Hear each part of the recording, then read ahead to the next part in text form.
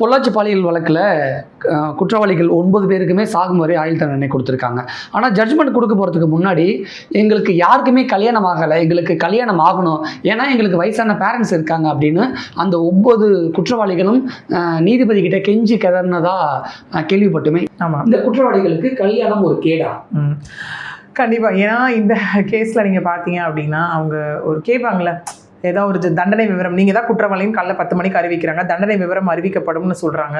சொன்னதுக்கு அப்புறம் தண்டனையை வந்து குறைப்பதற்கான ஒரு விஷயம் அதெல்லாம் பண்ணும்போது இந்த ரீசன்லாம் கன்சிடர் பண்ணுங்கன்னு சொன்ன ஒரு விஷயம் அது அவங்களுக்கும் நல்லா தெரியும். அதெல்லாம் கன்சிடர் பண்ணப்பட மாட்டாது அப்படிங்கிற ஒரு விஷயம் நல்லாவே தெரியும். ஓகே, இங்கே அதுதான் இப்போ ஓகே, பேரண்ட்ஸ் வயசானவங்க வீட்டில் இருக்காங்க, நாங்கள் வீட்டுக்கு ஒரே பிள்ளை அப்படி இப்படிங்கிறதுலாம் ஒரு காமன் ஒரு ரீசன். அதெல்லாம் தாண்டி எல்லாரும் இளைஞர்கள், கல்யாணமே ஆகலை அப்படின்னும் போது அது வந்து இந்த ஒருத்திக்காக ஒருத்தனுக்காக ஒருத்தி அந்த மாதிரி கான்செப்ட்ஸ் இருக்கவங்க சொல்லக்கூடிய ஒரு வார்த்தை.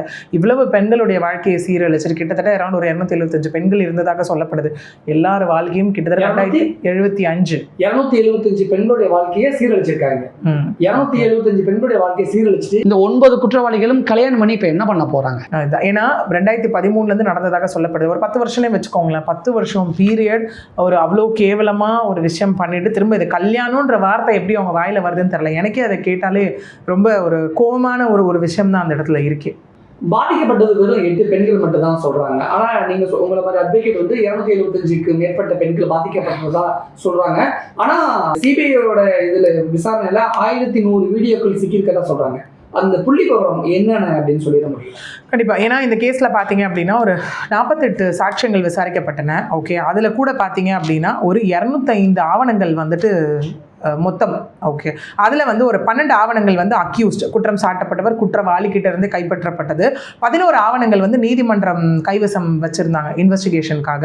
அப்புறம் பார்த்தீங்கன்னா 30 பொருட்கள் கைப்பற்றப்பட்டன. அந்த 30 பொருட்களில் வந்து லேப்டாப், ஹார்ட் டிஸ்க், ஃபோன் இது எல்லாமே வந்து கைப்பற்றப்பட்டன. ஓகே, திருநாவுக்கரசனோட ஐஃபோன், செல்ஃபோன் அண்ட் தென் சபரிராஜனோட லேப்டாப் இது எல்லாமே அந்த இடத்துல கைப்பற்றப்பட்டுச்சு.